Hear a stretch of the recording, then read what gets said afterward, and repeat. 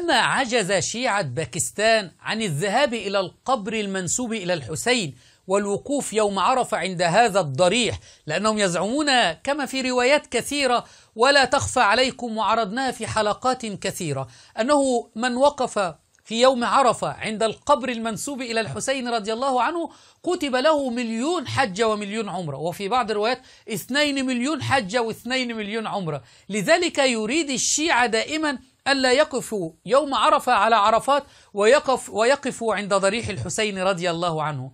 لما عجز شيعة باكستان عن الذهاب إلى هذا القبر وإلى كربلاء قاموا بصناعة وبعمل شكل خشبي على هيئة ضريح الحسين أو على هيئة كربلاء، ووضعوه في ميدان عام في باكستان، وأخذوا يتبركون ويتمسحون به على أساس أنهم في كربلاء. انظروا الشرك يصل بأهله إلى أين.